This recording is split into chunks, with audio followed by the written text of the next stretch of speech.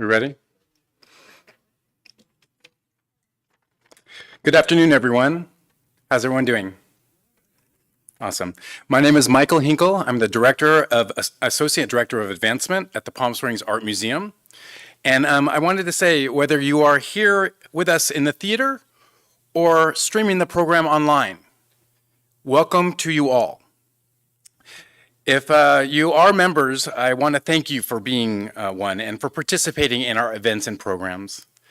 Through your generous support, you help us to celebrate the power of art and our incredible community. And for more information about our exhibitions of art and the events calendar, membership, and other ways that you can support us, please visit our website. So have you had a chance to visit the Mr. Wash exhibition upstairs? Yeah. Awesome. And that's really great. And when we're done here, for those few of you in the audience that haven't, you're going to be invited upstairs to join Mr. Wash, say hello, visit the exhibition, and enjoy his favorite cocktail, a margarita. We got you. But before that, I'm going to give you a quick rundown on the two talks that we have today. May I have the schedule slide put up, please? There we go. We're going to start with a presentation about NFTs from two digital asset experts who worked closely with Mr. Wash for the development and launch of his NFT. Anthony Kelani, founder of the 3D animation platform DNABLOCK, and Corey Cooper, who is the senior solutions engineer at the leading digital payment company, Circle. After their presentation, they will join our moderator for the program, Stephen Biller. And Stephen is a longtime supporter and friend of the museum and editor-in-chief at Palm Springs Life magazine. And so thank you, Stephen, Corey, and Anthony, for your time today with our program. And of course, thank you, Mr. Wash.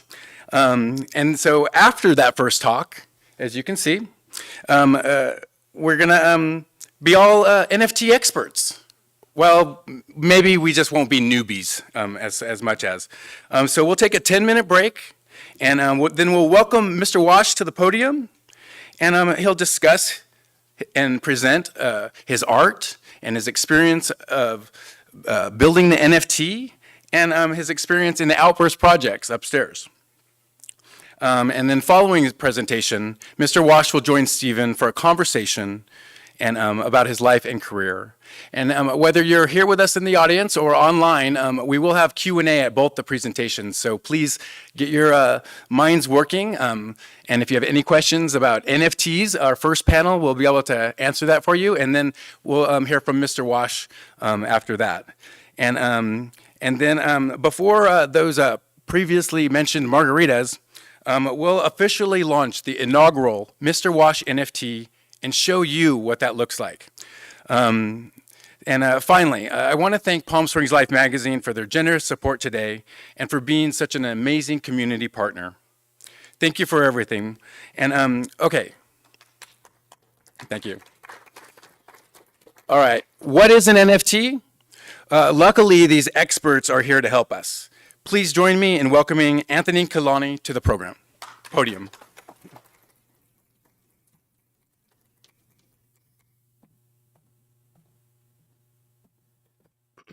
Hey everyone. My name is Anthony. I'll be telling you a little bit about NFTs, a very brief introduction to NFTs, NFT 101. However, I would encourage everyone to kind of do their own research as well. There's plenty of resources online, on YouTube, there's books and everything. So I'll give you the beginner's kind of lesson on NFTs, but yeah, it's going to be fun. So what is an NFT? NFT stands for non-fungible token. So kind of think of it as like a digital collectible, like a baseball card or a comic book or some type of collectible, but it's a digital version of it.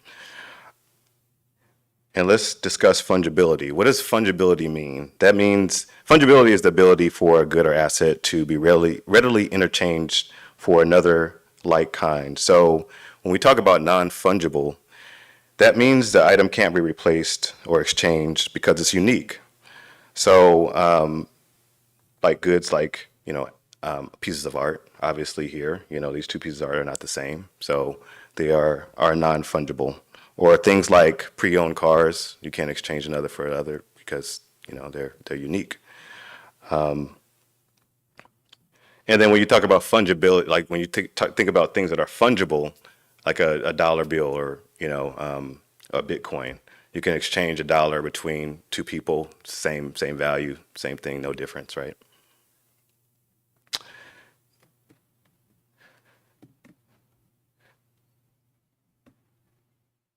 So when you buy an NFT, it kind of represents your ownership of a unique item, a digital item. It's a digital contract on the blockchain that preserves your ownership of the item that it's connected to. So this token actually stores all the unique properties of that item on the blockchain, and it keeps track of all the current owner and the previous owners of that.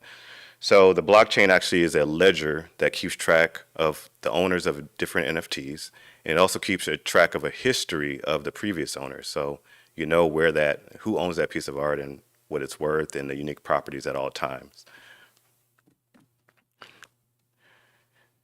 There can only be one owner of an NFT at a time. It can't be lost, copied, or modified because it's uniquely yours. And think of it as like kind of your bragging rights to ownership of an actual digital item. So what does the ownership actually really mean? If you're a buyer of an NFT, you own the actual original artwork, and the artist that minted that NFT, created that piece of art, owns the copyright because they created the art, and they also have rights to reproduce that art. So when it's an NFT, you own the actual digital asset.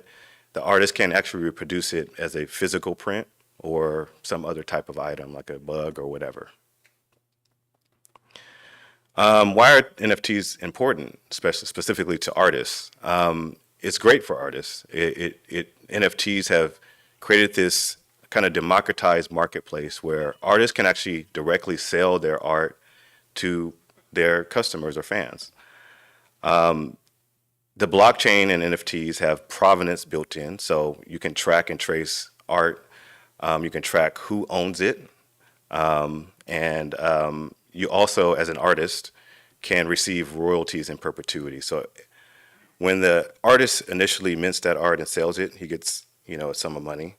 And then when the current owner sells that art again on the market, that original artist can get a small royalty in perpetuity on that art. So it's quite different than the current art world. And so we'll move on to an introduction to MetaMask and OpenSea. Corey will be coming up and giving you guys an overview on that. Yeah.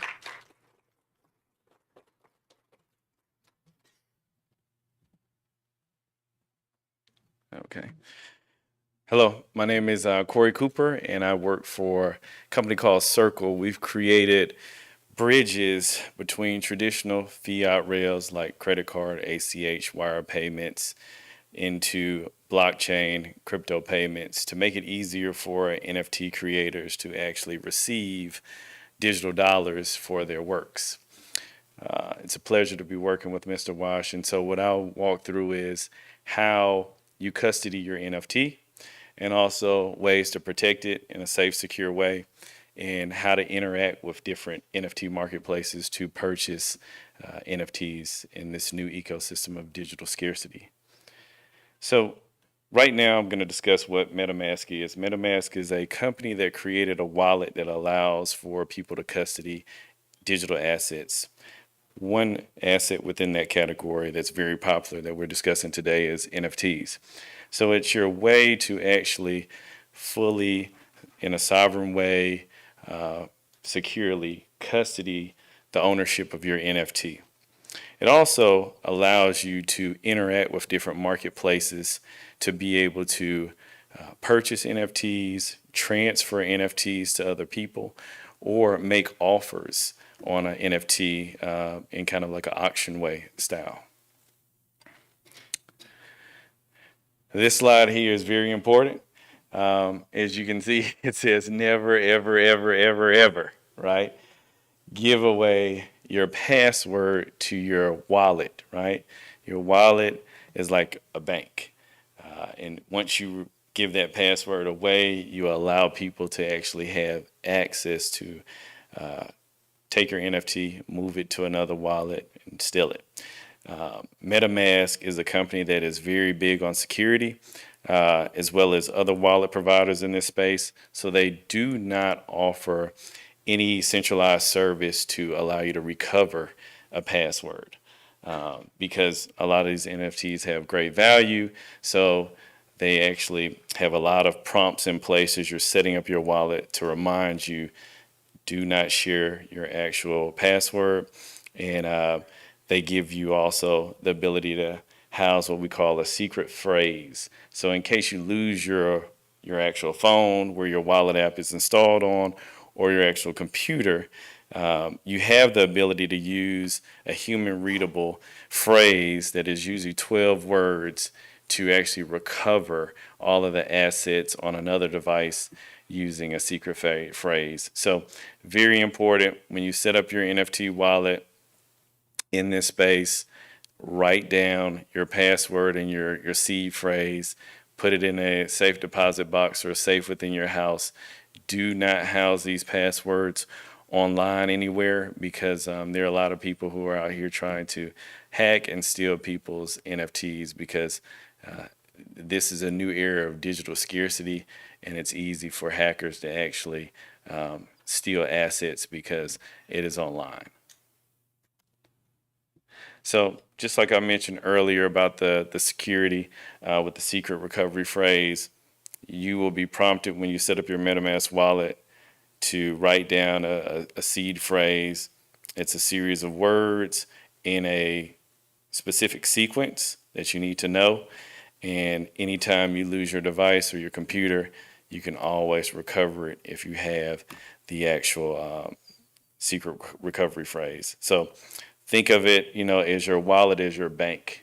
You actually now have to be very responsible in this space, and you actually kind of operate like a bank or a vault yourself. So very important that you take heed to this message, that it's very important. Never ever release this. Don't put it online. If anybody asks for you, ask for it. Never give it to them unless they're next to kin and you really trust them. So these slides that I'll run through now are basically screenshots of the experience that you all will see when you're setting up your wallet. You would go to the Apple App Store or Google Play Store and install the MetaMask app on your phone. Just to let you know, MetaMask was created by a company called Consensus. So when you're actually installing that app on your phone, you may want to look at the detailed information about the maker or developer of the app, because they'll reveal that information. So make sure you're downloading the one by the company called Consensus. This is what you'll be confronted with when you open up the app. It'll kind of walk you through to onboarding yourself into creating your first wallet. So as you can see, there are two buttons that kind of you see in the prompt. The top button is import using security recovery phrase. So that's if you lost your phone or your computer, but you remembered your seed phrase and you're saying, I need to recover all these assets that I lost. You can download MetaMask on your new device, put in your recovery phrase, and what it will do is it will give you access to all the assets that you had on the previous device. If you are creating a new wallet, because this is your first time on MetaMask, you'll click the blue button that's at the bottom, and you'll create a new wallet. Then you'll be prompted with the ability to enter in a password. So like I mentioned before, you have a password, but you also have a recovery phrase. Both of those things are important. Password allows you to continuously log into the app if you're going to be making transactions.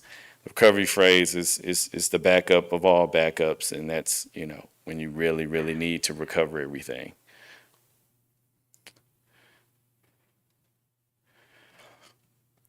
This screen right here will kind of give you an outline of why you need to write down your secret recovery phrase. They'll have a video within the app that'll kind of walk you through that. And then if you hit the start button, it will actually initiate generating that recovery phrase, and it'll tell you, please write this down on a piece of paper, store it in a safe place. And it's giving you, tips. It says store in a bank vault. If you look at the bottom, store it in a bank vault, store it in a safe, or store in multiple secret places. Maybe, you may want to store one in your safe deposit box, and you may have a safe in your closet. And that's two different places just in case you can't get, to the bank. Then you can click the view button, and it will now present your 12-word seed phrase. So when you're writing this down, make sure you put it in the numeric order, because to recover, these words actually have to be in the exact same sequential order as the wallet presented it to you initially. So if you have East, the word East that's at number 12, at number 11, and badge is at 12, you won't be able to recover it. So it's very, very important that you make sure you write this down and in a sequential order of how it's presented to you at the initial part of onboarding into your MetaMask wallet. So now, congratulations, you've done that. You're ready to rock and roll and set up your first wallet address. So I'll give you kind of an overview of what you're seeing on the screen. At the top where it says wallet, right under that, you have your Ethereum mainnet network. So MetaMask has the ability to connect to different blockchains. For the purpose of this demo, we'll be only focusing on Ethereum. This lets you know that your wallet is connected to the Ethereum mainnet, so you know which blockchain you're connected to. On the left side, you'll see our hamburger button. That'll bring down a menu. We'll go through those options at a later slide, but you'll be able to kind of do other things within the wallet from a settings perspective or log out. And then the QR code icon on the far right at the top right-hand corner, that allows you to actually scan different NFT platforms if you want to interact with that platform and do a purchase or a sale of an NFT. So it'll connect you to different sites and things. And then you have your avatar, and then under that it has account one. You can rename these accounts because you can have multiple wallet addresses linked to one wallet account. So you can always kind of rename those to something that's readable and understandable by use of Anthony his wallet, account may say Anthony Kelani, and then he may have another account that says, DNABLOCK NFT. So he kind of can delineate between what's his personal stuff and then what's company NFTs that he's collecting with his company. And then under that, you see the series of characters. And you can use that actually to, you can click on it and copy and paste so you can kind of see the full actual series of characters which makes up your wallet address. Under that, we have our 4 different buttons. With wallets, for the purpose of this, the main functions that you would be using your wallet address for is to send and receive NFTs. So that's kind of the main functionality we'll be doing today. We'll show you how to send or transfer. We'll show you how to receive NFTs. In a recipient, when you're receiving either you may have purchased an NFT from a platform, or you have a friend who just decided to gift you a very expensive Mr. Wash NFT, so they can send it to you without you having to pay if they really like you.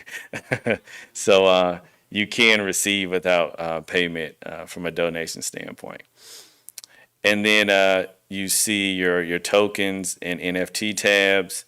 If you click the NFT tab under those buttons, it'll show you your list of all your NFTs.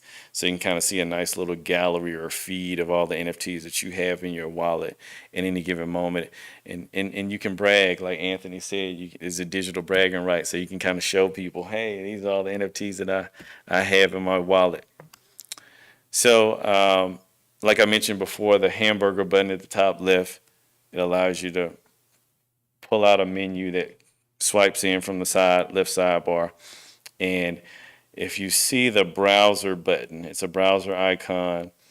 That icon, if you click on that, that will allow you to on-ramp onto the internet through your wallet to actually go to different NFT marketplaces and interact with those sites to purchase or sell or make an offer on an NFT. So, as you can see, I mentioned earlier, you can kind of brag about the NFTs you have in your wallet. This is a representation of what it looks like when you have an NFT in the custody of your wallet on the left side. And then on the right side, it's showing kind of a larger view of that NFT. And you have the ability to transfer it to a friend if you want to be very philanthropic and donate a very nice NFT to somebody. And here is a description, of how the OpenSea interface will look when you access the OpenSea website through the MetaMask browser. On the far left side, this shows you the collection page, shows you all the collections that, are within Mr. Washer's In Captivity series. And then in the middle, you can kind of drill down and click on one of the NFTs that you may want to purchase. And to the far right, if you scroll down, you'll see two options. You can either buy it or you can make an offer. After, let's just say hypothetically, we clicked on buy now, the next screens that you would see is the ability to walk through a card payment flow. You can also pay with crypto if you had crypto in your wallet, but we're going to walk through the card payment flow because many people do not have crypto who are just kind of joining this space. And so OpenSea's done a good job with partnering with a really nice payment provider company called MoonPay to create a nice seamless checkout experience using card payments so nobody gets left behind in this new digital economy. So you can click on the card payment and then it will show you a presentation of your fees that you would need to pay to actually complete this transaction. And then the next screen on the far right, what it does is it actually reads in your wallet address and gives you a chance to verify if that is the address that's linked to your MetaMask wallet. If it is, you'll click continue and you'll move over to the MoonPay experience where they actually take in your email and then they send you a code to your email address so they can kind of verify that you are who you are. And you'd go in your email, put in the code, and it would verify that you actually are the person making the transaction. And then once that verification is complete, it would allow you to put in your card billing information and actually check out and purchase the NFT. The cool thing about this whole digital experience is these transactions settle quickly at the speed of the internet, and also to the transfer of that digital asset settles in your wallet immediately. So you don't have to wait for an art piece to come in the mail 7 to 10 business days, or wait for a wire payment to settle in 7 to 10 business days to get access to this new format of art. So it opens up artists to a global economy and allows those artists to earn money as fast as receiving an email. So that's all I have for right now, but it was a pleasure speaking to you all about the wallet experience.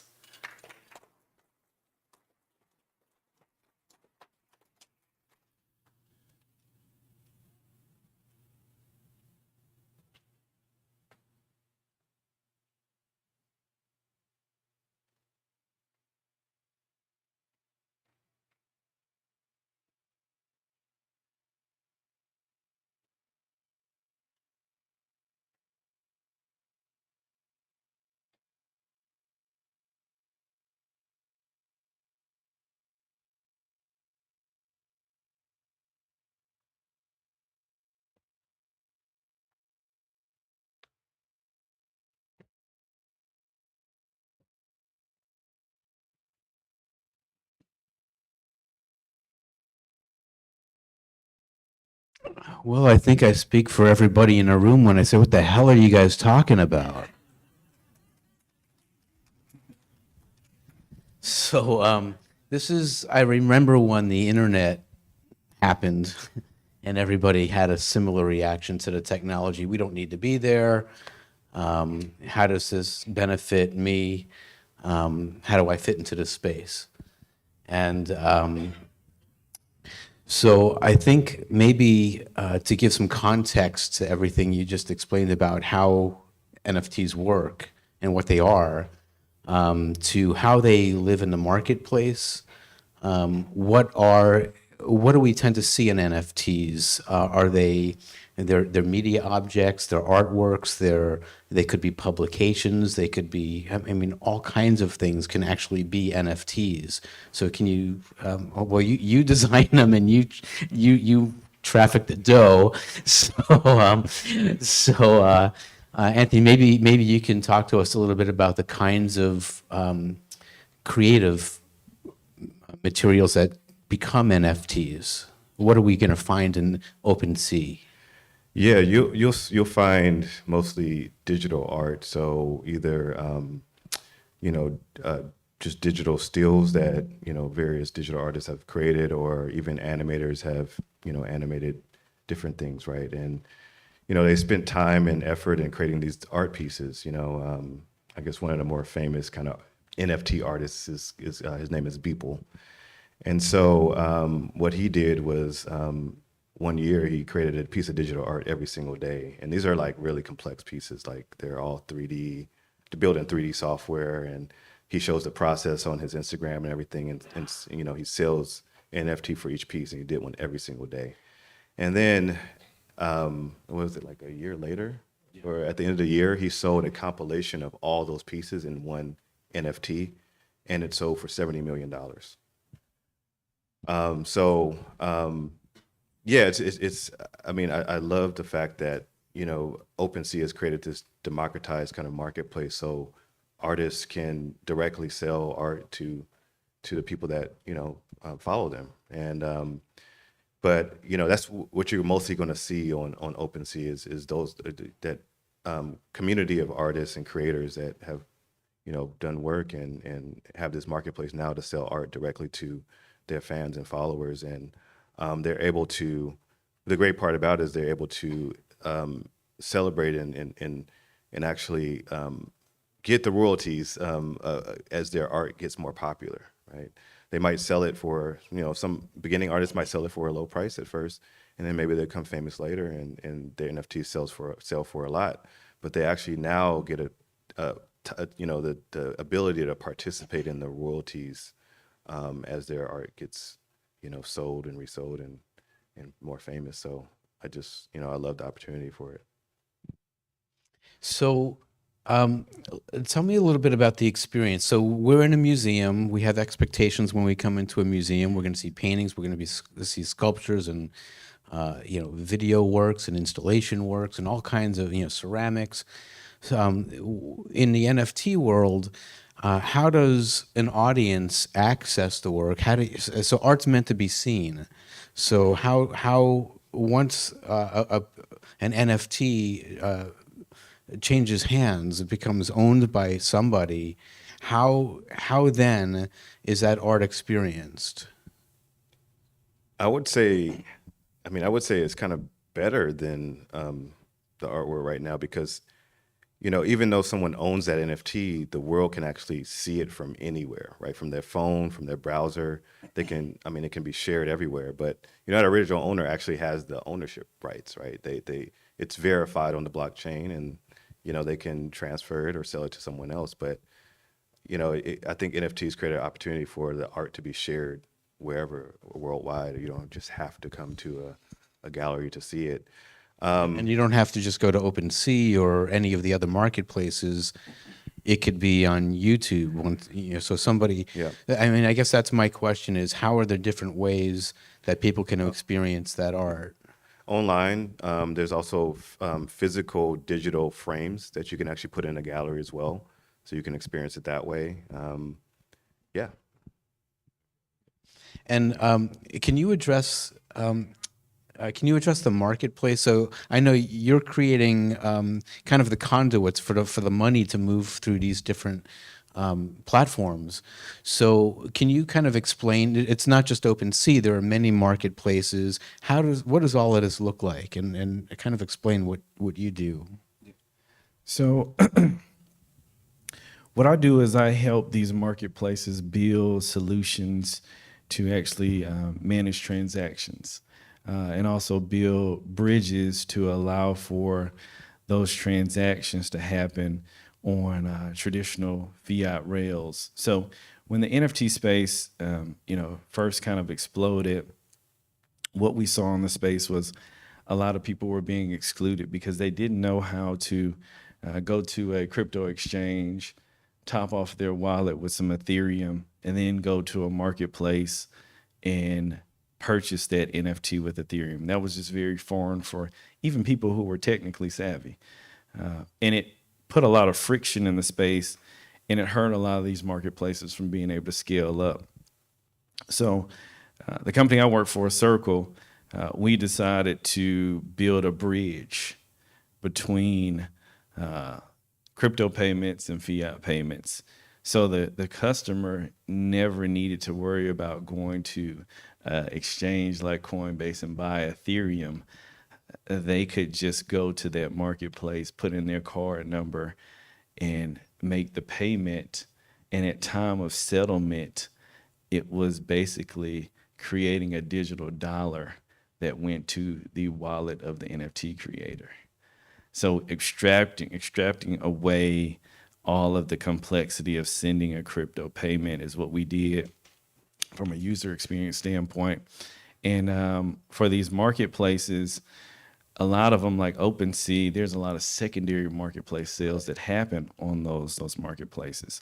And so in those secondary marketplace transactions, it's peer to peer. It's between, it could be between me and you, and that transaction needs to settle immediately because the transfer of the NFT is happening immediately.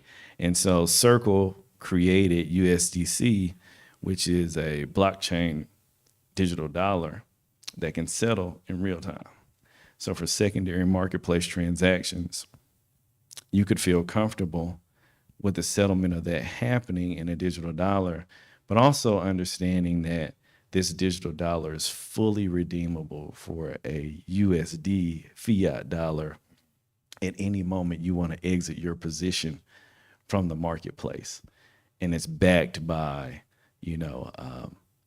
cash reserves. So we never print more digital dollars than what we have in our reserve to make sure people feel safe in these marketplaces. Wow. That's a lot to take in, but excuse me.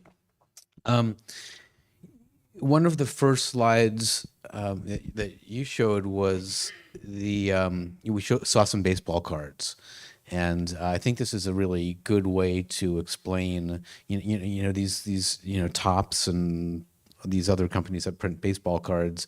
They only print so many. So there's a finite amount, and it's the same with an NFT. You might have a digital baseball card because what kid wants to have a shoebox full of cards anymore? Now it's all on your phone. So, part of that is just a generational acceptance that a baseball card isn't as valuable anymore as a digital asset, and that's hard for a lot of people to wrap their head around. And that's part of the fear, I think, that and the NFT world and the digital world in general runs up against. How could this be? Here's a physical thing. How can that digital thing possibly have more value than this physical thing? But there are a finite amount of baseball cards, and likewise a finite amount of the number of digital baseball cards, if you could call them that, that might become available. And so can you talk, and this is the same with art, suddenly you have this asset that could go up in value, it could go down in value, you can keep it, you can trade it, you can sell it, you can do all of these different things with it. Are the marketplaces created equal? Is there one marketplace that's better for one kind of a digital asset versus another? Yeah, there's multiple marketplaces where you can buy NFTs and trade them. OpenSea is the industry leader. I think OpenSea is the biggest because they were kind of the first to get mass adoption, and they own about, I think they do about 90-something% of the market for NFTs. People come to OpenSea because of the ecosystem. I mean, everyone's there trading, right? And they've locked that in early. So, if you want to, if you have a collection or have a hot NFT or something and you're looking to liquidate that or sell that, you're going to go to the marketplace that has the most people, right?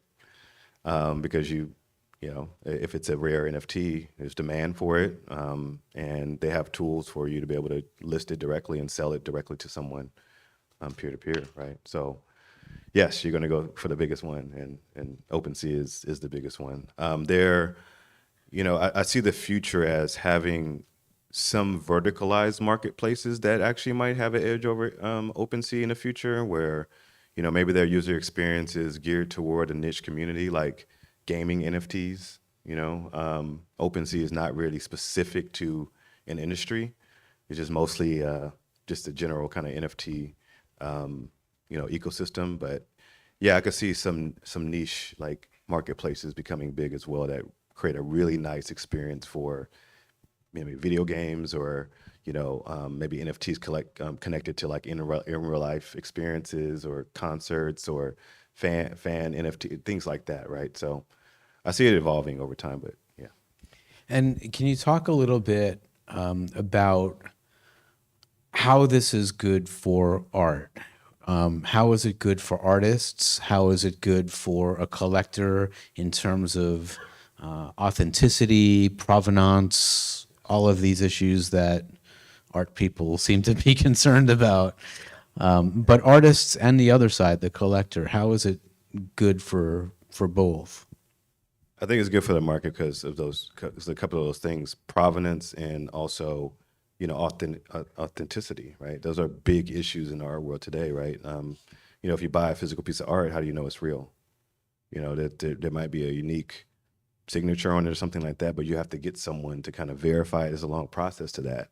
With NFTs, and try to get the Warhol or the Keep Haring Foundation to authenticate. Right. If you send it to them to authenticate it, they're going to keep it and tell you it's not real. And then also environmental things happen to it and damage and things like that, right? But with the digital asset on the blockchain, irrefutable, right? It's irrefutable, and it also, there's a record of the previous owners of that art piece as well.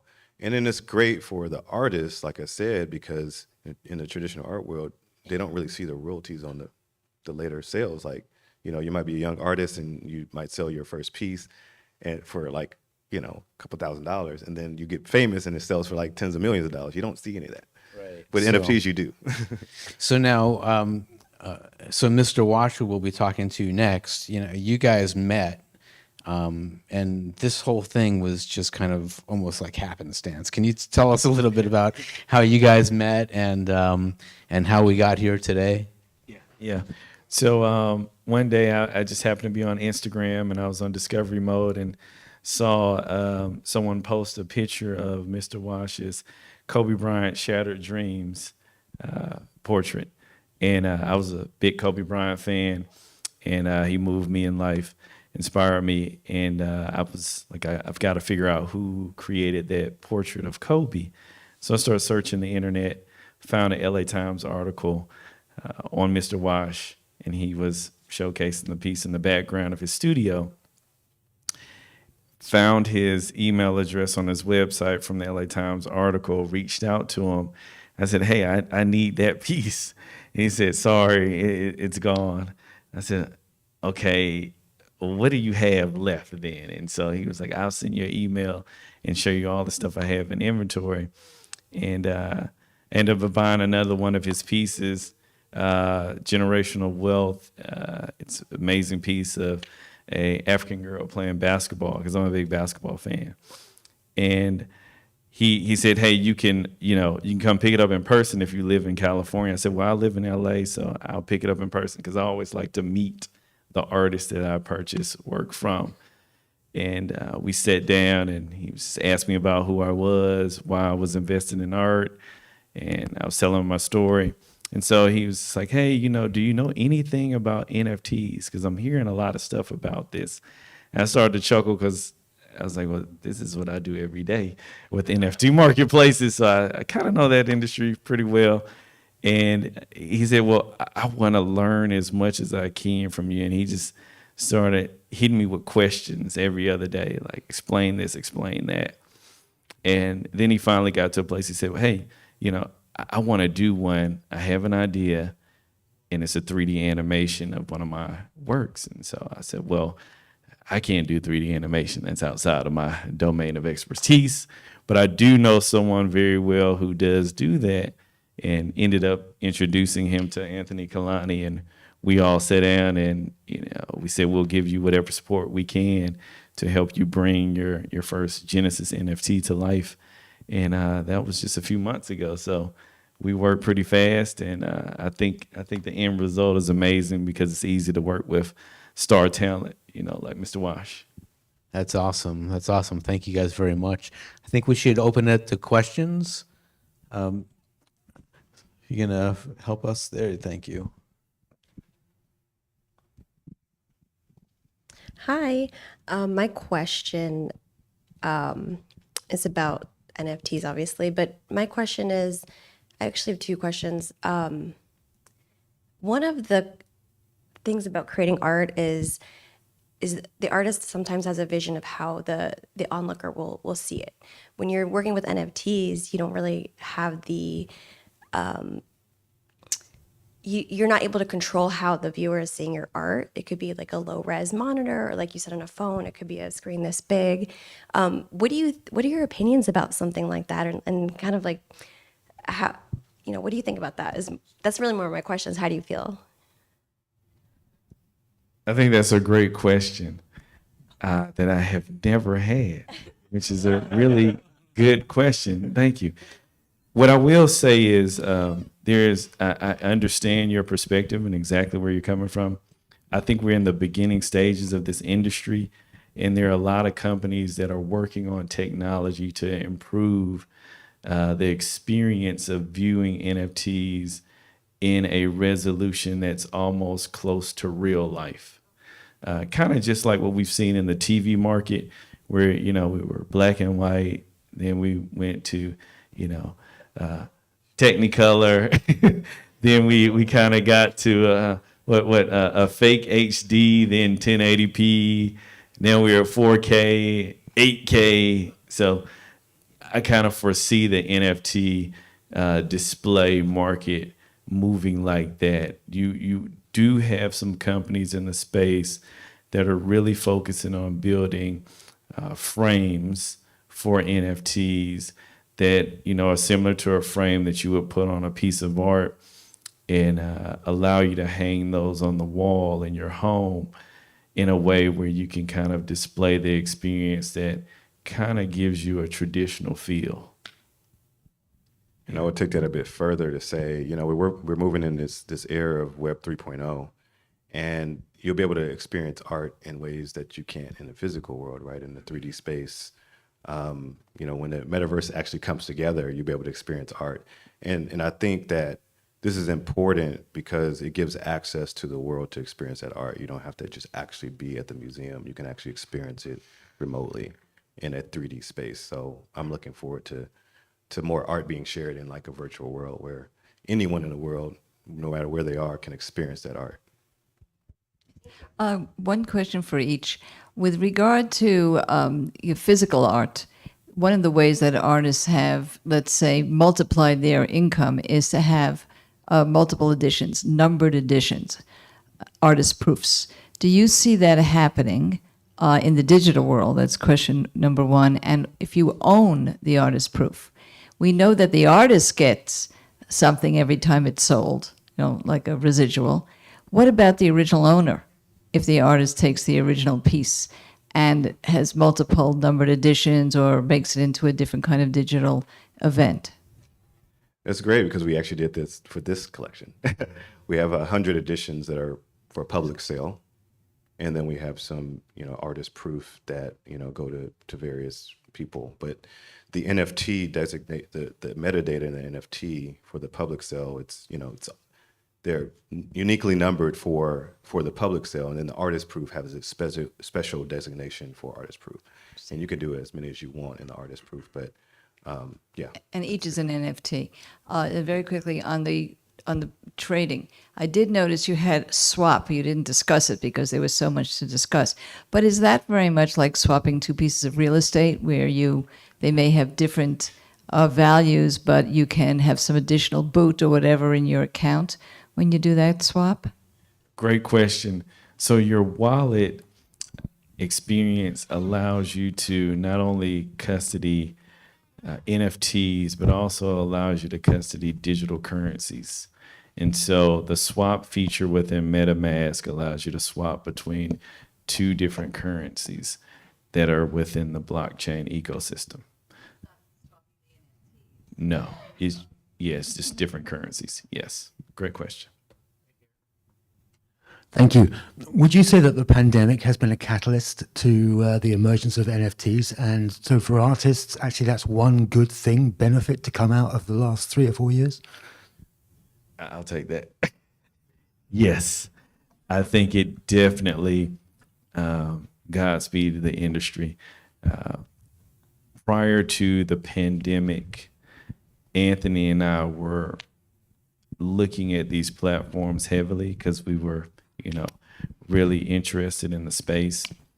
OpenSea did not have a fraction of the traffic, activity, or even content on their site.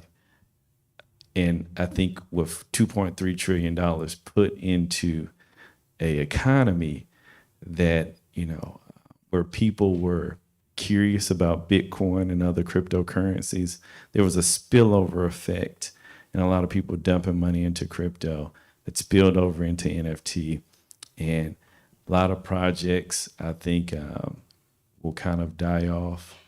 And I think, the ones that have good intentions and have long-term goals and are backed by creators like Mr. Wash will see some real longevity, similar to what we saw in the .com boom, where everybody had a website for their company and they thought they were $1 billion corporation. Yeah, I'm coming from the point of view, I'm an artist and I'm developing a collection right now. Like Beeples, I've done one a day for the past year and a half. So I've got a lot of these things. First of all, I'd like to ask, how does the crash of the market that we've seen in the last week, how does that affect the art value, or does it just automatically change the ether price? I'll answer half of it and let Anthony answer the other half. Okay. What we actually saw in the crypto crash that happened the last few days is actually NFTs held their value. It was the cryptocurrencies that took a huge hit. A lot of them were what we call algorithmic stable coins. So these people were promoting a stable coin that they said was pegged by the dollar, but actually it wasn't. And the show just stopped and they couldn't pump it anymore. And it had collateral damage on a lot of, cryptocurrencies across the board. But the actual NFT assets that were doing very well prior to, they didn't miss a beat because people value these NFT collections as real art. Those collectors, they look at it and they hold on to it and they actually held their value. So the actual price of the NFT wasn't adjusted depending on the value of what was happening with Bitcoin or? No, Bitcoin yeah. In the something? NFT world, we're seeing the values stay, right? But Okay. what we're seeing in the NFT world is more, I guess, projects get shaken out, right? There's some folks that have NFT projects that are kind of trying to take advantage of the rush for it, right? And we're seeing those shake out. But the solid projects that are in different spaces. There's some that have communities where they're surrounded around these characters. There's some art, traditional art, digital art on NFTs as well. We're not seeing that reduce. We're just seeing more projects shake out.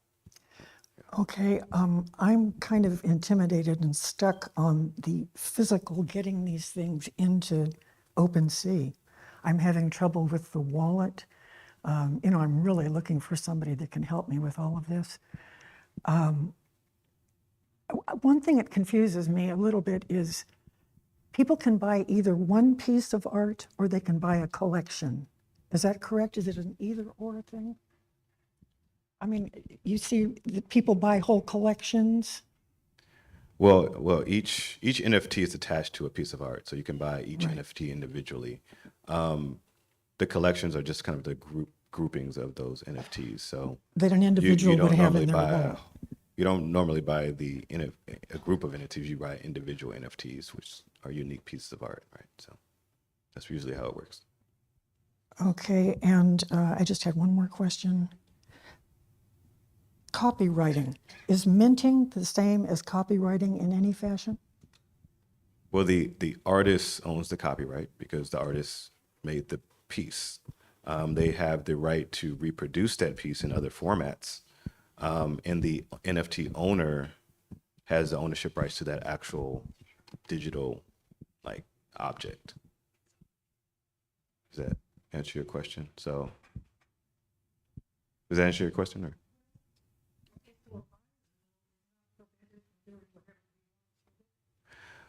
They can't reproduce that piece. So when you buy a painting and things like that, right? The original artist owns the copyright. You own that actual painting.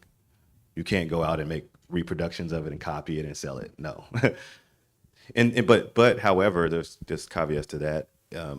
There's licensing as well, where some artists and groups will open up the licensing to where you can do whatever you want with it, and that's usually called it's called Creative Commons Zero. It's a license, and it allows you to commercialize and do whatever you want with that piece of art. So it's called CC0.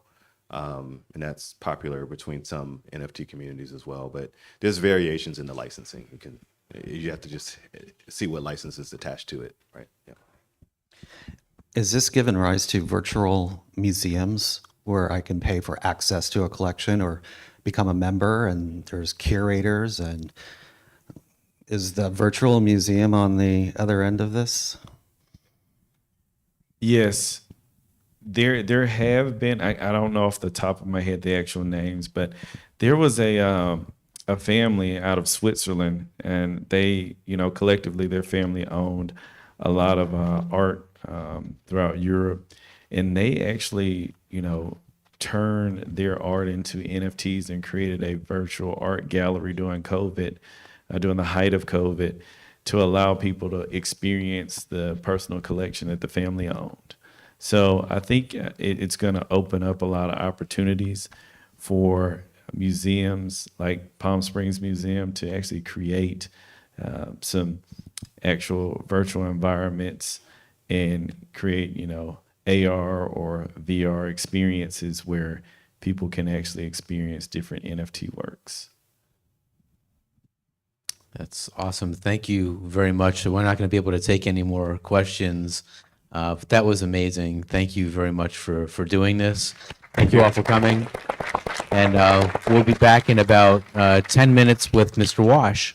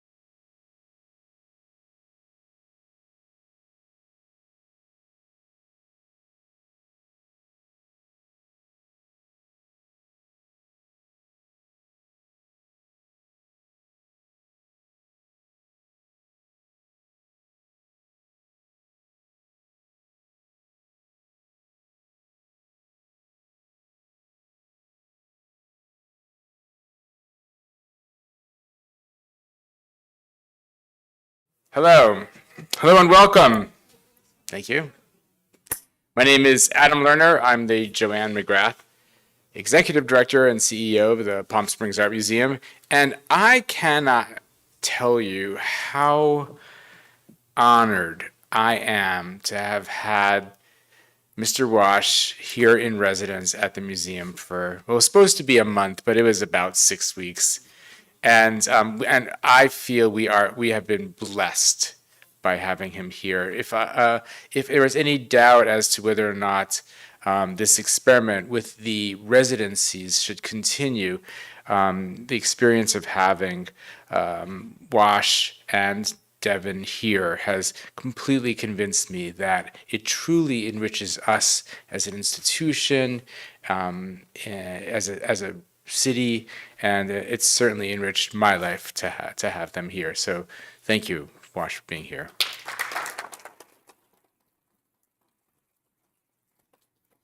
And since I doubt there's anyone here who does not know Wash's story, but he is a self-taught artist who learned his craft while serving 20 years of a life sentence for a nonviolent drug offense that he did not commit. And he became a virtuoso painter while in prison, and his work attracted the attention while he was still serving time. And one painting in particular, his 2014 Emancipation Proclamation, made while he was still incarcerated, depicted himself in prison clothing, seated before President Barack Obama and his cabinet. And this painting was modeled after a very famous Emancipation Proclamation painting back from the mid-19th century, featuring Abraham Lincoln. And this painting, which had received considerable visibility, is said to have attracted the attention of President Obama himself, who then eventually commuted his sentence and granted him clemency in 2016. And it didn't take long for Mr. Wash to then burst onto the contemporary arts scene. He has achieved great recognition. Notably, he was featured in the LA Hammers Made in LA show featuring the leading artists in Los Angeles, and even won the prize from that exhibition. And he was featured in Jeffrey Deitch Gallery's Shattered Glass exhibition, a very prestigious exhibition. And we are thrilled to have him here sharing his art with you, and then we'll also be walking you through the launch of the NFT he has for you today. My pleasure to welcome Mr. Wash.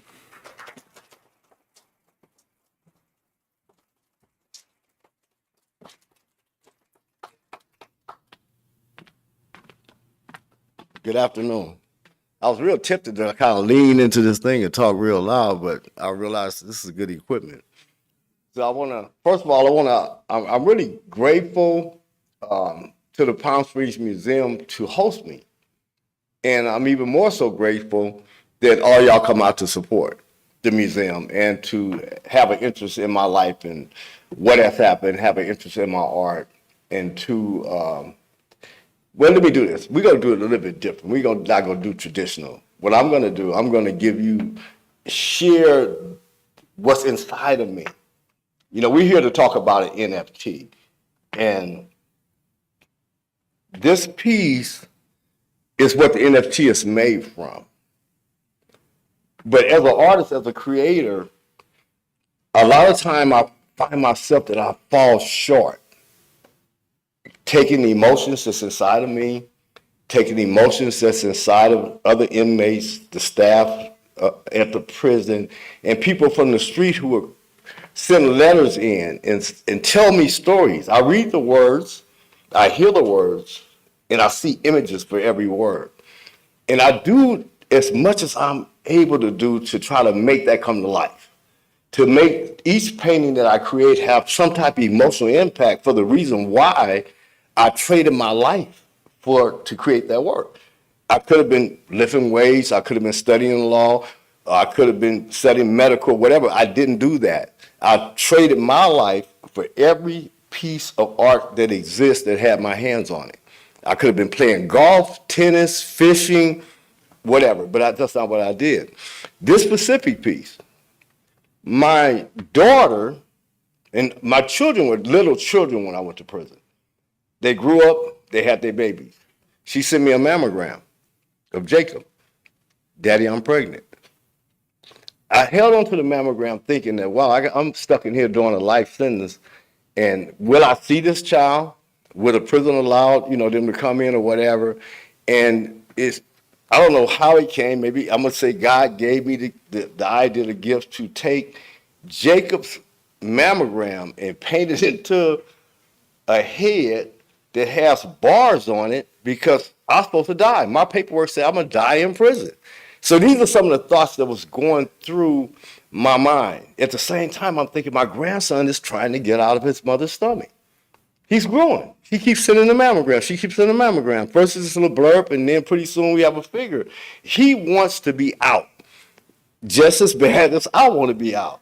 But I'm captured in the original drawing of this. A lot of these start out as pencil drawings, and I turn them into paintings. The bars that come down from the teeth, inside of there is the bunk, the cell, and me. I have to die in prison. But I'm dedicated and determined that I'm not going to do that. And I kept my bags packed to go home for 20 years.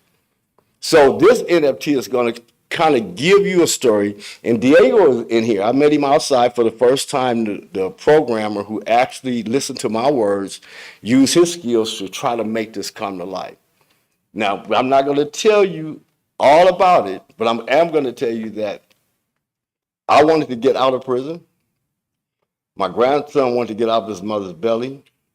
And I wanted to get outside of that prison, which is the skull itself that was holding me. And we're going to let y'all see that happen in animation. That's what's going to happen on this NFT. Now, it's about 70% of the idea. So behind that, we're going to come with a series to keep telling the story after I work back and forth with this team. And I'm so grateful for all of y'all for coming in to help me. And I only got 25 minutes. I'll be up here about 3 hours talking. Let me stop. So I'm gonna hit the button, and we're gonna move on inside of the art gallery, the art space.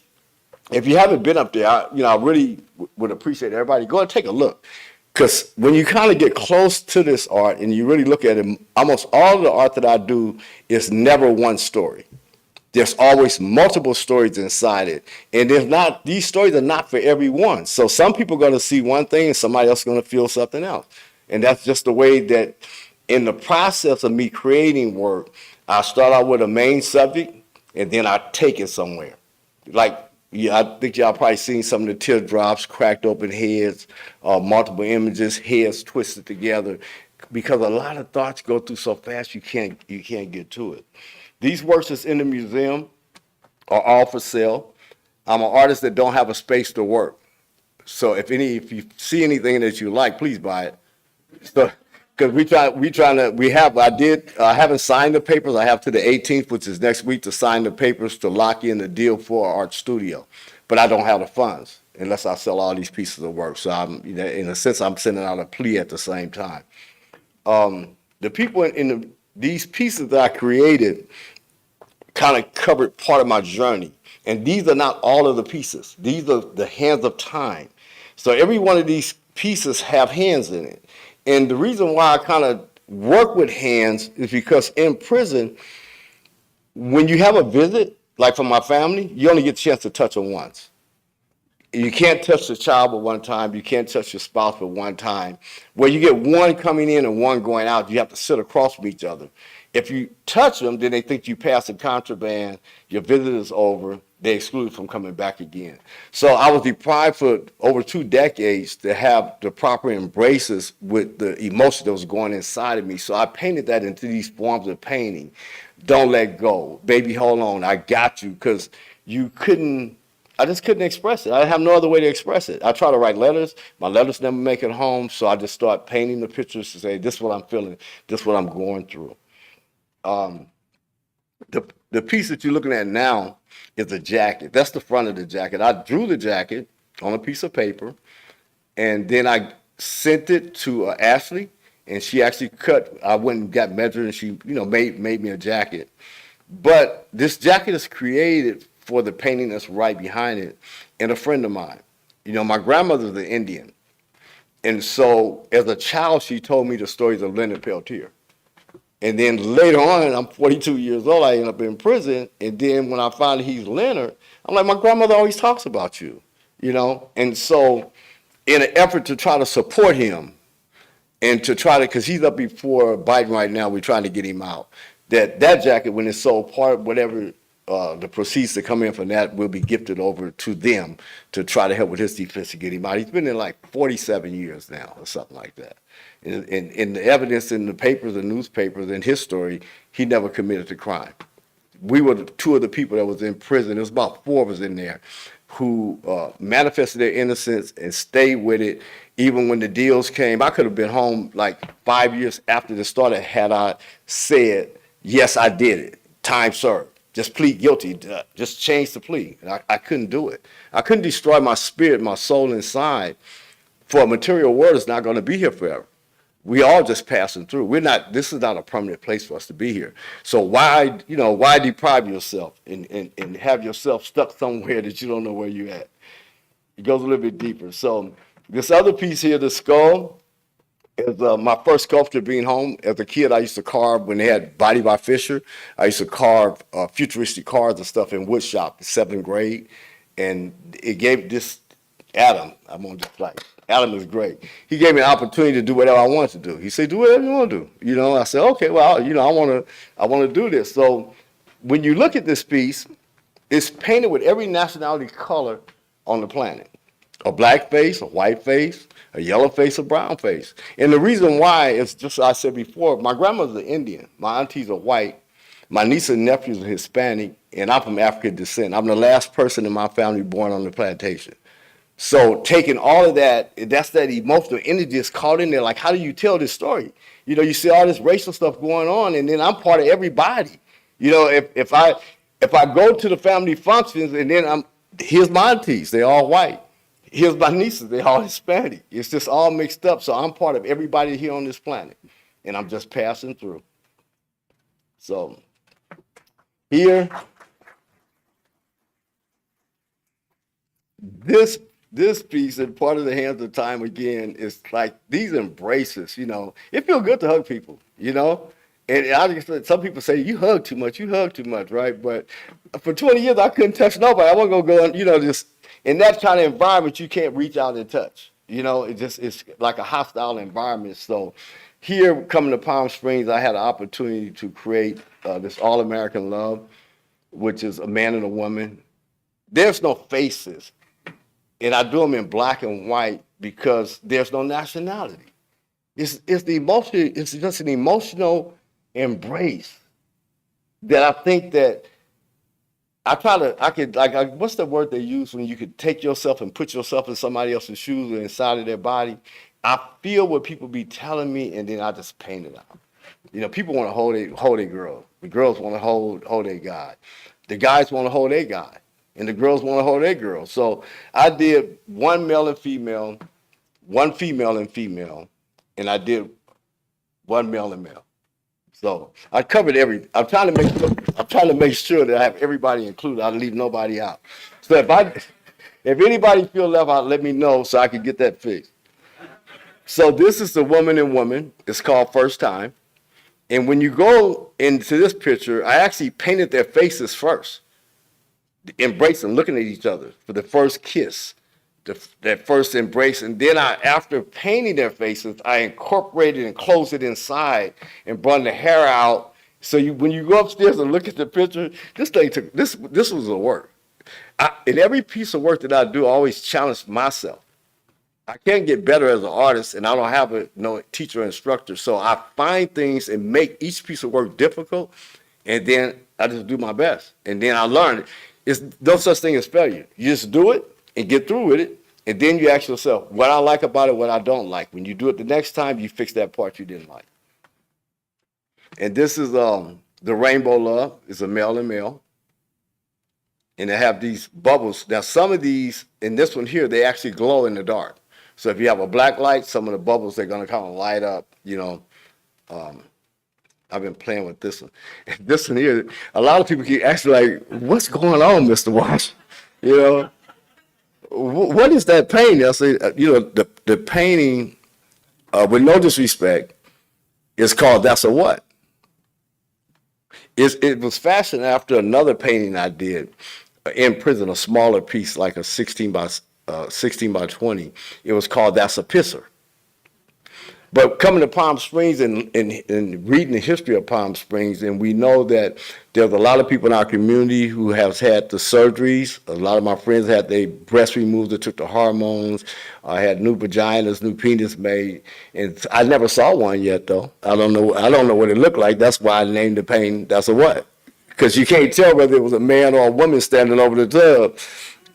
So I just learned something. The experience of walking up and down the streets, it just created all this, like, wait a minute, man, wait a minute. Okay, I was confused a little bit, but I just tried to take that emotion and paint it all out. And so I think I got everybody covered, right? Okay. Now this painting, and I really had intended to add I did a time lapse. This painting here, just titled Palm Springs. This is my experience in Palm Springs. Every day I would go out, I would see people gathered up on the Marilyn Monroe taking pictures. And I would talk to the people. I like to talk to people sometimes. So I would talk to them. They taking pictures, take back to their country, back to their state. And then when I came into the museum, it's like, you got 1,000 people a week or more taking pictures, and you'll have one product, a souvenir for them to take home from Maryland. It was like, to me, it was like a no-brainer. So we got the city to move the ballots, and I parked my car out there. We took a picture, painted it. Now we have it in T-shirts, coffee mugs, magnets, and so forth on. So that, well, these are all prototypes. We still got to wait for the approval of the museum and the community. Do they want that? But I just thought that because of all the controversy around Maryland may or may not be there. She may be just like me, just passing through. But it's a moment in time, and it should be captured. And that's, as an artist, that's what I do. I paint history as it unfolds right before our eyes, and we capture that moment in a form of a painting. Here we go. I got you, baby. Every time I see these paintings, they just bring back too many stories. I'm not going to go through all these stories. We don't have enough time. They tell me only 25 minutes. But on a one-on-one basis, we could talk about any of this up there in the gallery. So this is I Got You, Baby, embracing, trying to hold on. The original painting of this is called Loving a Convict. And the original has a man and a woman handcuffed together. And down the middle, it has all of my children. And then down around the side of the pearls have all of my grandkids, that pictures that I had at the time.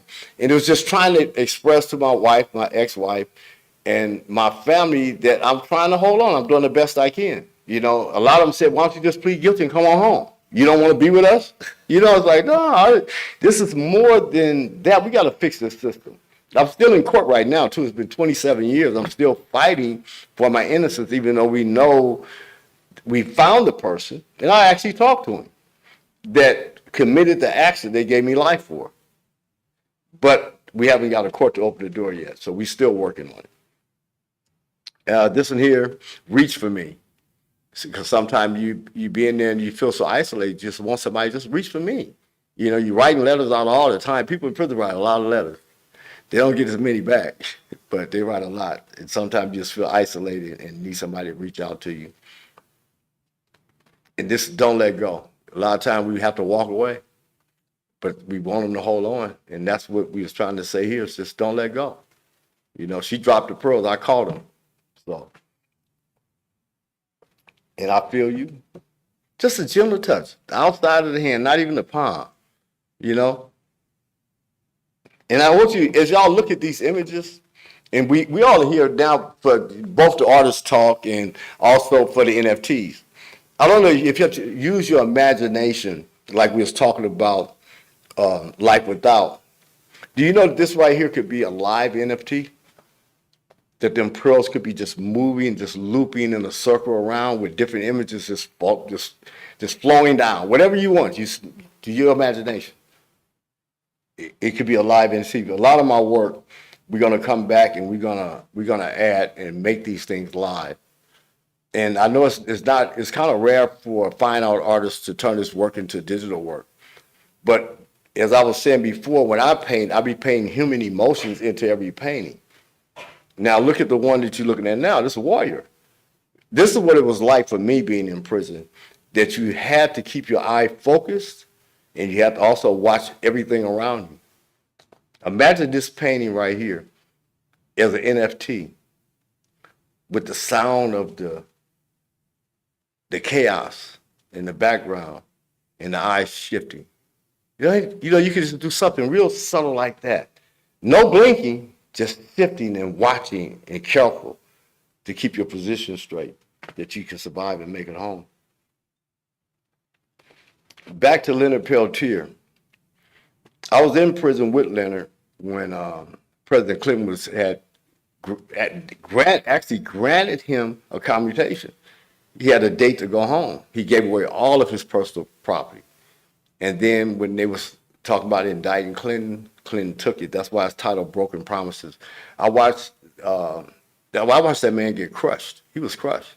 He didn't even come out of his cell for about 3 months when that happened. And so anyway, they shipped me to another prison, but I never forgot about him. I never forgot the stories my grandmother told.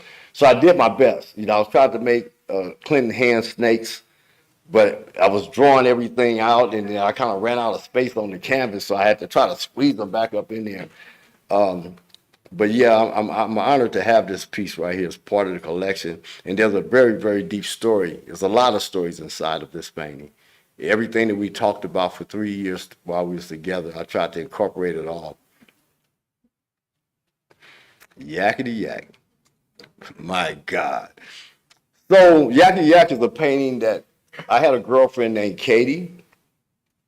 And when I got arrested, they gave me life. Katie was when I got arrested, I normally would see Katie like at least 2 times a month. And when I didn't show up, she came looking for me and she found me in jail. She didn't wait for nobody to call. She said something's wrong. First, she called the highways between Los Angeles and Lancaster. Were there any accidents, this kind of car? She just went through a whole litany. But then all her friends, the judge said that he was going to give me life. That's him at the top. You kind of see the breath. I was trying to learn how to paint the breath coming out. He got life. And then the other jealous girlfriend, she was talking about, I used to date him back when we was in school. And the other one saying that, girl, you crazy for waiting on him. Why you want to wait? So I created this image here for Katie over a series of letters and court hearings and stuff. I was just trying to tell a story. And Katie would always say, I'm tired, Wash. I'm tired of hearing everybody in my ear. So this is Yakety Yak in honor of Katie. And actually, this picture was so popular at the time, I had like 15 requests to paint it again. We didn't have no reproduction, so I actually painted 3 of these, and I got tired. I didn't want to keep doing the same thing. I wasn't learning nothing. So Katie has the original, the first one, and then there's 2 others. One is in the museum. And so we back to the jacket again, and I think it's time for me to get off the stage. I think it's. Yeah, we did it. We made it all the way through. Okay, again, I want to give honors to the museum, to the Palm Springs Museum for hosting me and giving me shelter while I'm here because it is hot out there, and also for the audience, for y'all coming out to share your time, because listen, out of everything in life, time is your most valuable asset. You can get anything back. I mean, I even got my freedom back, but I can't get none of that time back. But I didn't waste the time in there. And early on, I made a decision not to waste my time, not to get involved in the things that was going on, and try to build a new life out. And I was painting these paintings saying, well, I'll get out. This is what I'm going to do. I could do this if I was 50 years old and I turned 60. And I'm like, wow, man. God, how long is it going to take? They're going to fix it. But I just want to I'm really grateful that you shared your time with me today. All right, I'm up.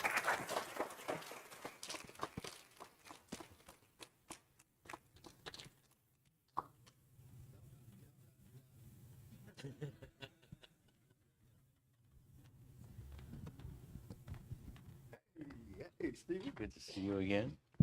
I had to go from one mic to another. Okay. We'll try to keep it painless. Huh? We'll try to keep it painless. Okay. So, one of the most remarkable things, other than your narrative, your story is just amazing, and we'll get into that momentarily. But one of the most striking things to me about your work is the technical quality of it. My gosh, I think I read somewhere that you took some drafting classes in high school, but then after that, you're pretty much learning on your own, and so I'm curious how you develop the kind of technical skills that you have to do what you do. Okay. This is what actually happened.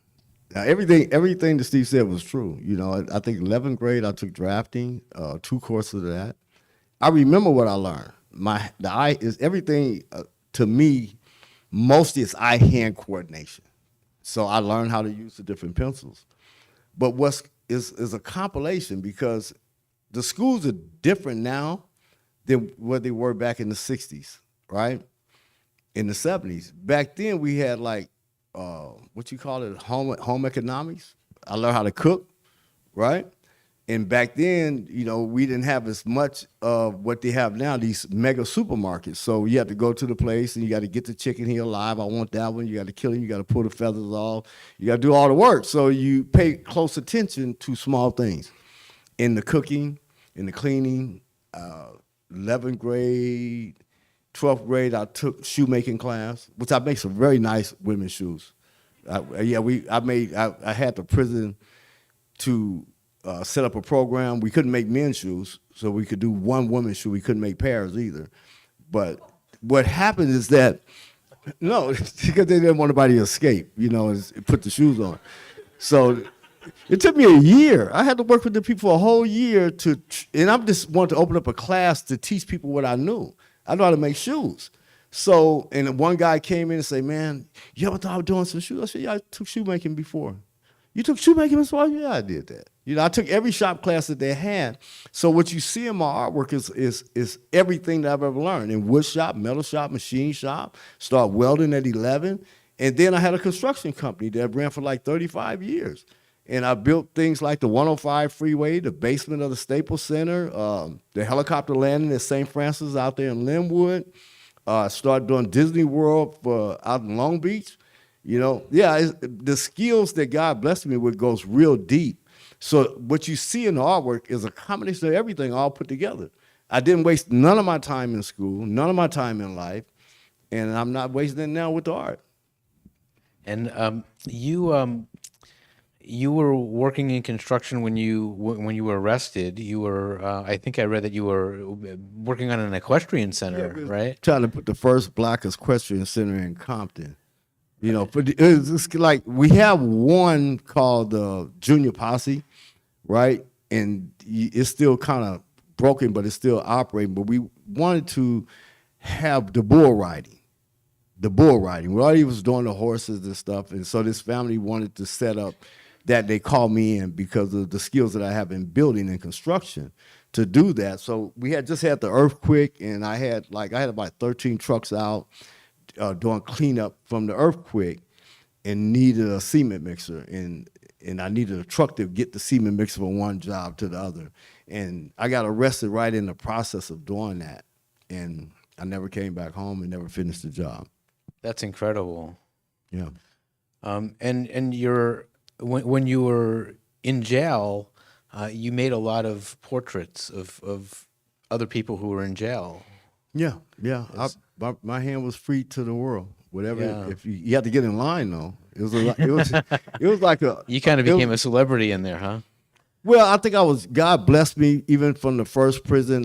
It was hard to get a seat. I finally got a seat in. There was so many other people that I was training how to use the pencil in the drafting skills that I had. And then when I quit drawing and I started painting. And then a lot of people wanted to do the same. So I convinced the staff to allow me to have a classroom, and I set the first classroom up in 1998. Yeah, 1998, I set the first classroom up. And then I taught art at each institution that I was in, from Leavenworth to Colorado and on to Lompoc. And I don't know, I still got my lists too, like my classroom lists. I bring a lot of that home. I'm gonna actually incorporate all that into a painting and try to recognize and find some of those people. Wow, that's amazing. One of the motifs back then, you had these teardrops, and you had paintings within these teardrops. Can you talk about the content of these paintings? All of them together or one? No, just in general, and, you know, the fact that you often or usually painted people as if when they weren't in prison attire, they were Yeah. free. Well- and then you had these other narratives happening inside these teardrops. Yeah, a lot of people. Let's go back. Because when you ask the question, you make my mind go back. I got to go back. So one day, I'm in the art room in Colorado, and I'm painting. I don't even know what I was working on. But Tim McGraw have a song. I like country music. And this guy had his radio on, and that was the station. And he had a song that said, I don't know why they say grown men don't cry. Have anybody heard that song? You raise your hand. So I heard the song and I started crying. I mean, I'm talking about crying like it's about to. I had to pull my easel up to me and get in the corner and hold my mouth so that none of the other inmates would hear me, because then it's going to be a fight. I already knew it was coming. If they started laughing at me about me crying, it was going to be bad. So when I got back to my cell, I took a pencil out and I drew myself and drew my emotions, and I drew what I was crying about in the tears. But you have to listen to the song to really understand it. Y'all listen to that song and think about, I was separated from my family. My daughter was only not even 2 years old when I left. And the mom is out there with these 6, 8 kids trying to raise them by themselves, and she has no support. And when I listened to his song, I got emotional. And I went back and drew that. And when I started to paint it, the warden, the staff, the inmates, and nobody was like, man, I would never imagine you cry for anything, you know? And then they start in secret telling me things that they cried for. Man, I was crying last night too, man. You know, so, oh, okay, so. It's amazing what art can do. Yeah, so then I start telling their stories and putting in their teardrops. Man, pay me one of my mama in there. My mama passed away. My daddy died. And I would just do them and just do them and just do them. So I did them for both for inmates and for staff. Yeah. That's incredible. How did you come to this Emancipation Proclamation painting? How did you, I mean, obviously it's based on another painting, a famous painting from the mid-1800s, and you brought your own narrative to it, and it became a really powerful and effective work of art. One day, I spent a lot of my time in the morning times. The hobby shop don't open till after lunch. So in the mornings, I'm in the law library working on my case. And for some reason that day, I just went to the clerk and said, I need a book. And he said, what do you need, Mr. Walsh? I said, I don't know, man. I just one of these books in here. Something just tell me I need to get a book. And he reached up and he got one. I said, no, let me get the other one over there. And he just pulled the book down, and when I opened it up, that was the picture that was there. And I felt the emotions just run through my body. And I went back and I read some of the history on the Emancipation Proclamation, and I realized that was in 1863. And here we is now in the 2000s, it had nothing changed. That's the way I felt, like ain't nothing changed. And so I held on to that for a minute, and I'm just, still fighting the court and going back and forth. And it kind of developed. I looked at it one day, and I looked at the picture, and I didn't see what was there. I saw all the prison guards, the wardens, the president, and everything, and nothing had changed. So I wrote them all emails. I sent Obama email and Biden, all of them, and told them I got this ideal in my head. I need to get it out. Will y'all send me a picture? So some of the people sent pictures. The ones that's in there, they sent pictures or gave me an okay. Some of them didn't respond after 3 emails. And I said, if you don't respond on this one, I'm going to just find something online and take that as a yes. And so And You so, ever heard of Shepherd Ferry? no, no. So, That's a whole copyright issue, but never mind. Go ahead. so anyway, I took a lot of that work. I have to actually compile. I think it was like 14 pictures of Obama in order to create him. Different ones. I had to get a hand off of one picture, and I don't like to make up human parts or make up characters. I want everybody. I was reading in one of the books that the facial recognition thing was coming. This was way back, and I said, well, I'm going to make my art be good enough that when a person take a picture of my painting, it's going to show a real person existed. And so I've been fighting on that and seeing how small can I paint to where, and now, listen, they didn't even have cell phones when I went to prison. I did read about some of the stuff from time to time. And now when you take a picture and hold over my painting, it locks in the face and it'll tell you who the people is. Oh, wow. From the painting. I'm like, man, God really blessed. He blessed me, you know. But yeah, that's how that all came about. I tried to tell the story that nothing had changed and that I had exhausted myself on every legal fight that I could, and going to the White House was the last one to go to the president. And I got ridiculed for that painting. People, because it took me a long time to paint it. I mean, I worked like 9 months on it. And it's kind of in between other little stuff too, but trying to find all the parts and get it right and paint it over, because I paint very thin in case if the line is not right, I can move it. And so people's like, man, you wasting good talent, man. You ain't gonna never Obama ain't gonna never let you out. And lo and behold, they were wrong. So That's an incredible story. Just how it got to him and getting the sentence community. Talk a little bit about the transition. So you released in 2016, I think it was, and you're out in the world with all of these art skills, and I know that you were being looked at for what you were for your work while you were still in. But talk about that transition into establishing a studio, establishing a practice, getting into the market, meeting Jeffrey Deitch, which is, another crazy story, but that's an incredible, because it hasn't been that long, and look at this trajectory you're on. Yeah, it's only been about 5 years, and we had 2.5 years of lockdown. So I guess the whole journey is about a 3-year journey. I knew coming home, because I always spend today building tomorrow. There's no way to predict the future, but you create it. If everything you do today is for tomorrow, you don't have to worry about tomorrow. When you get tomorrow, you work on the next day.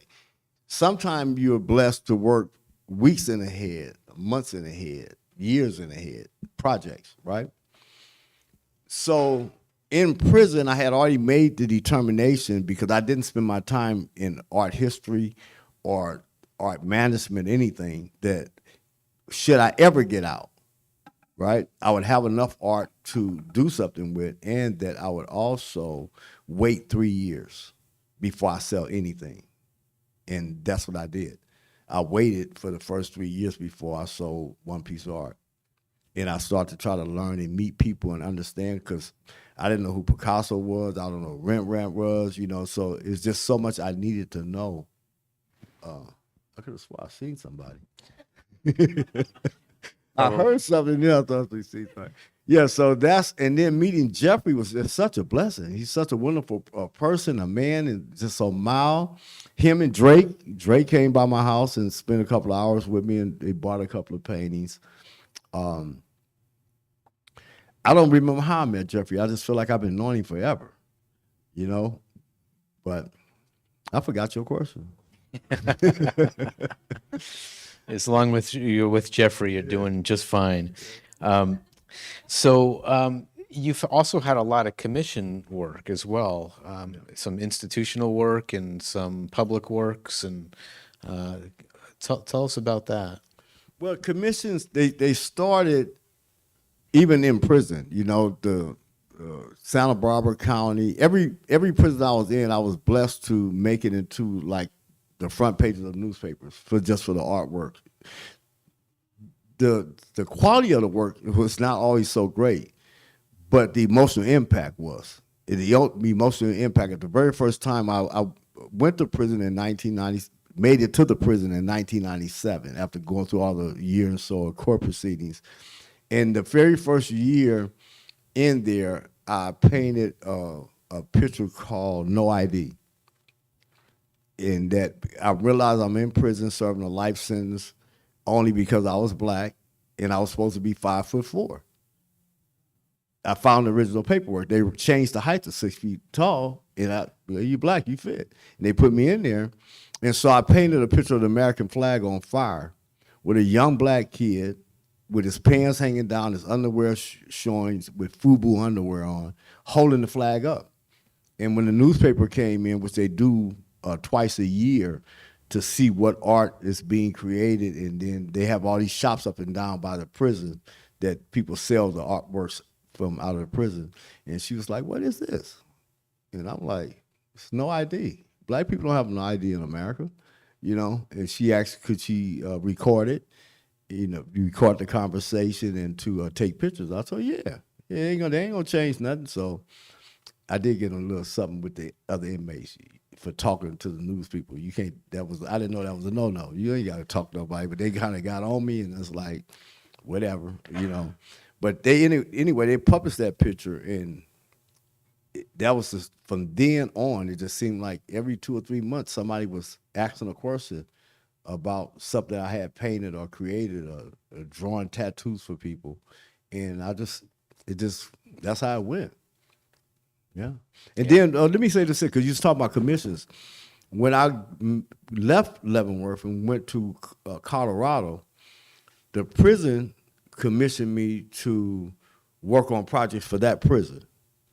And then when I made it to Lompoc, the public starts sending in like $5,000, $7,000 to buy supplies, and I would do stuff for them. Like, well, they had the Afghanistan war. I painted for the Santa Barbara County. Every person who died in that county during the time I was there in 2009, they have a tombstone in this paint. It's 20 feet long, it's 8 feet tall, and I made sure I captured every life lost, and it's called Home Soil. I wrote a story about bringing people home. Don't leave their bodies over there. And that thing hit the newspaper, and it just started a lot of stuff. Some people hated Bush so bad that they destroyed the painting 5 times, and they had to take it down and bring it back, and I repaired it, and eventually they threw acid over Bush's face, and it ate it all the way down to the wood. And I scraped it, plastered it, put a new face on, and I have never seen it again. I don't know where it's at now. Wow. And now you're making NFTs, which is incredible. You have now this ability to tell this story globally in a way that's literally more animated. You know what? This is funny. Steve, listen. When I was inside, and they did, after, I guess, about 15, 16 years in, I did I got a job in there where the computers was at as the artist to teach them creative ways of thinking and doing what Anthony and them do. But I couldn't touch the computers because you have to have 5 years or less. So they'd be playing with the thing, and I could pick my pencil up and draw it faster, right? Now that I'm understanding it more, this new thing with technology is really so powerful. I try to tell stories, emotional stories with my brush. Given the power that I understand what that machine will do, I'm going to bring to this world before NFTs like they never seen before. They're on their way. Listen, they're on their way. It's like, it was the same as when I could draw good and I was one of the top pencil drawers. And then when I seen the paint, I became the top one of them, because wherever a person leave off is always a blank canvas. I'm not trying to follow nobody. I just say, okay, I see what you did, but what you didn't do. And that's the part I go for. When I looked at them NFTs, the monkeys and the bears and stuff, I said, what? That's it? You know, people for $2 million for a cartoon bear? I said, oh man, this is crazy. Okay, listen. Where the NFT at? I think, listen, before you turn this NFT, I'm gonna show y'all the NFT. I think we're gonna get off the stage, right? Okay. So this power that you have as a canvas, this is a canvas. It's inside the computer. I kind of understand a lot of it. I don't, because they didn't even have cell phones when I went to jail. But coming home, I can learn pretty quick, and I understand. Some people are so trapped in their box, they don't see where it's going. These NFTs can really, like Anthony was mentioning, this whole virtual space. Yeah, we could do that. So I want to thank all y'all for coming out to support me with this NFT. This is only the first of many. We finna do something with this. And I think these right here, this first 100 that come out, and all the editions going forward won't be but 100 each one. So if you get into this, it's like back in the day, we could have had oil. If you'd have bought, when it was penny stock, you'd have bought oil, you'd be a billionaire now. I believe that these NFTs is on the same type of a journey. A lot of people don't really, they see them like, I see them, when I see what most people do, it's like cartoon. I'm finna change that. It's finna be something way, you gotta make me excited. If it's not emotional, the other ones, but I think that the ones that I'm gonna create going forward will capture as more emotion than what my paintings do. Can you show the NFT?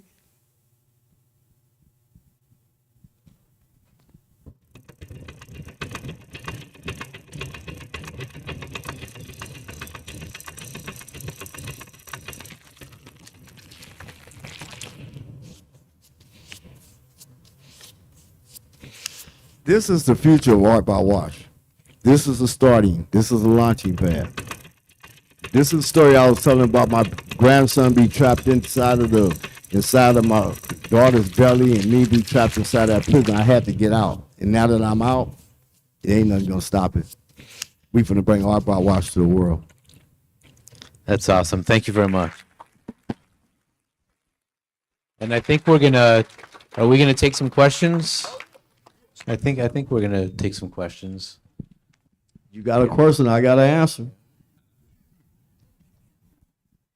Hi there. Hey, hey. Thank you so much for answering questions. My first question that came to mind was, it's very incredible that you taught yourself how to be an artist, and this is, the journey that you've had. But before that, how did you express your emotions? You talk a lot about your emotions and other people's emotions and how you're able to convey them through your artwork.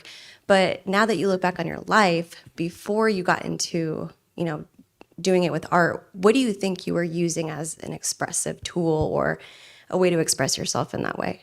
Oh, it was real concrete and iron. I did some very, very, the way people seek my art out, they sought the same thing out. I mean, I started doing construction when I was 14 years old. And my way of seeing how to put something together was just so uniquely different for the time that they would call me to Palos Verdes, to Glendale, fly me to Philadelphia to just design a gate. The cemetery type gates and the ornamental iron. I'm super good with all of that, and that's what I did. And I did it not just in the wrought iron work, but I'm a master welder in 5 different areas of welding. And I built everything from bicycles in junior high school, frames and all. Only thing I never made was a rim. I never made a rim from scratch, but I have made car wheels. Like these mags and stuff, I did that in high school. That was like, it was simple. It's just you draw a circle and you do some designs in it and make sure that everything is symmetrically balanced. And then you cut it out of wood, and then you grind the wood, you make it out of aluminum, make you a mold and pour it. It was like a no-brainer. So the way I express myself, creativity is always been in making something with my hands. I think God really just blessed the eye-hand coordination. So I did it with concrete and iron. Yeah. Mm-hmm. Yeah, I'm a golfer, and I saw one of your paintings during the I think it was one of the big terms they had, and they had the Augusta National, certain places of the the certain holes like the Amen Corner, stuff like that, is on. They showed on TV, and I saw. Well, that was an amazing picture. I'm not what made the do those paintings like that, like the Saracen Bridge and all that. So wow, that is amazing. So Okay, I gotta correct you because I'm not that guy. I didn't do the golf course. Oh, A lot of people get me mixed up with him, and I have talked to him, because we both did time. okay. And he spent his time drawing nothing but golf courses. Okay. Yeah. I'm not him. Oh, I'm sorry. Okay, well, I give him. But he do good. He do good. Listen, he's good. Yeah, he's good. He's good. He's a lot similar to me in that he didn't waste his time in prison. He just kept drawing golf courses. He just got caught on that. He learned each one got better and better and better and better. Now people all around the world are seeking out his drawings of the golf courses. Yeah. Oh, okay.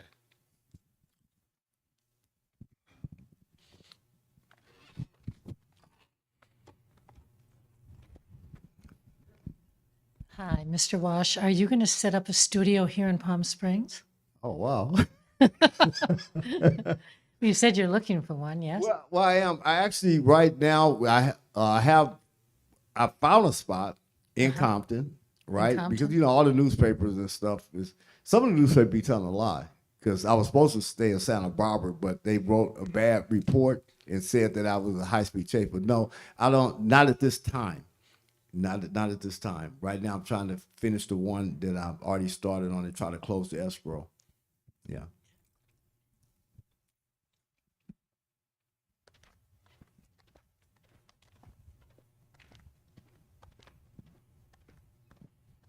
It's hot out here too.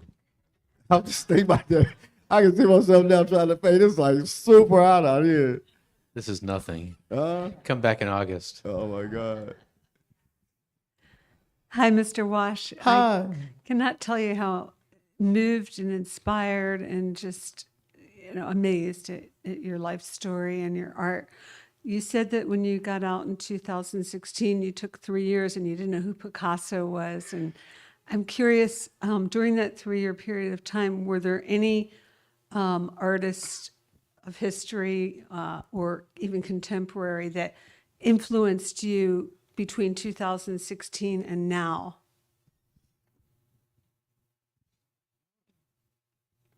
Yes. I don't know their names though. I don't know their names because since I've been out, I've been going to these galleries and museums and seeing different art. And I know I went to the Rubel Museum. Rubel Family Collection. Yeah, in Florida. Yeah, Miami. Oh yeah. my! It's just like That's incredible. After just one time there, it just made a whole new lane for me.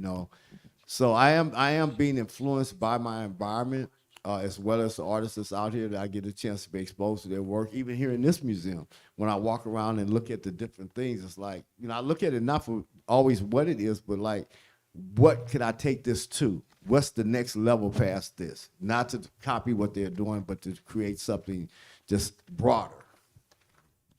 Thank you. That was good. It made me think. Yeah.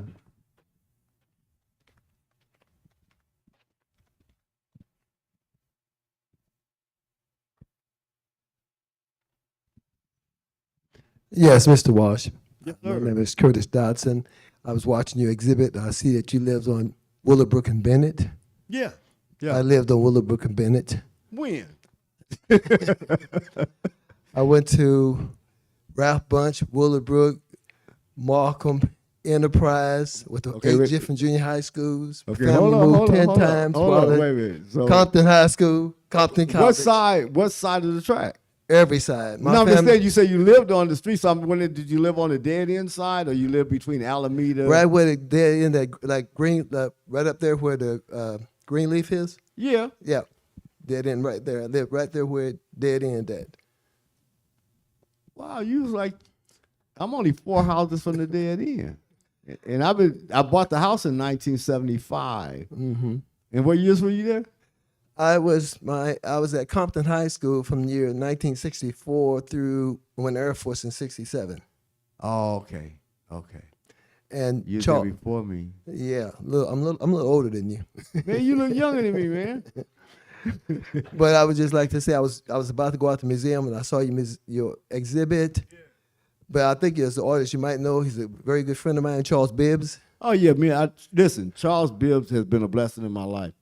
For 20 years, the whole time from 1997 all the way through the whole incarceration, Kenneth Gatewood, Charles Bibbs, and a lot of other artists, they all would take the work that I would make in prison and they would add it to their collections. And whatever them shows sold, they would give me 25% of their work to give to the legal defense to try. They really tried hard to get me out. It's a pleasure to be out here to work with them now. Yeah. So you know Charles? I know him very well. He gonna be mad I didn't invite him. I'm sorry. He's in Moreno Valley. Yeah. I got his phone number also. Okay. It's nice meeting you. Beautiful work. All right. Beautiful work. Well, we got time to go up in a minute to talk. Okay, right now. Any other questions? Oh, right there. Yeah. Thank you. Hello, Mr. Walsh.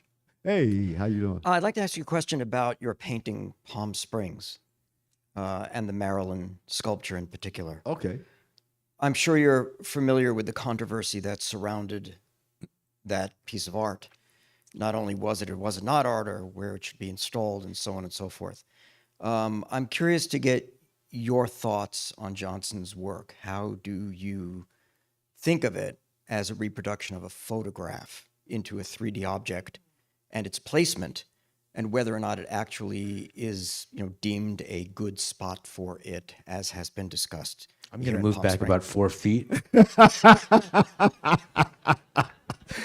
Oh my God. Okay, so I think as all artists, we do the best that we can.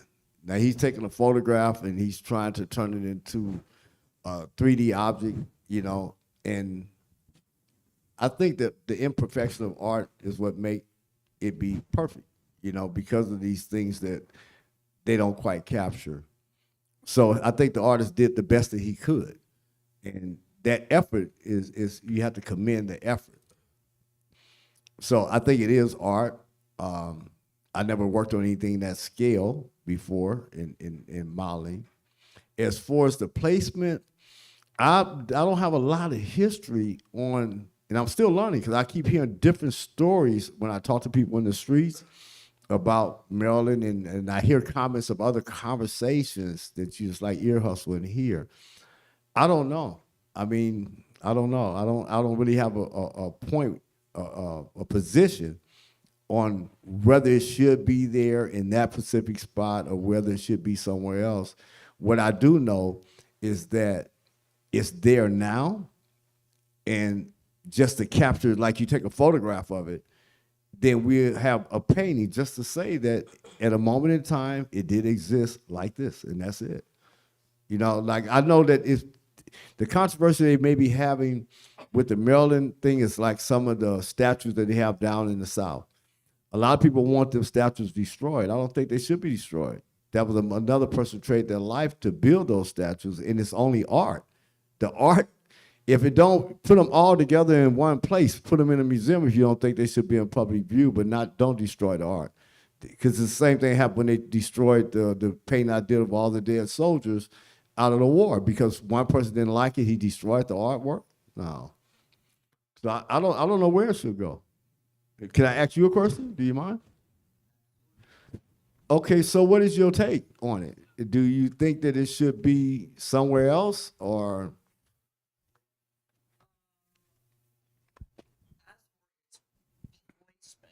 Mm-hmm. I think that perhaps what troubles me most about its placement is not what you are looking at when you exit this museum, but that would be her butt. And that would be her butt. But I think that there's a remarkable vista that we're being denied now.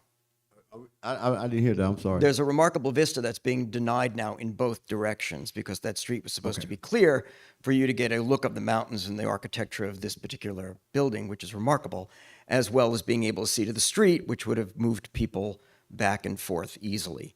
So I think that it is not from an aesthetic point of view, but more from a traffic point of view that I would question its placement.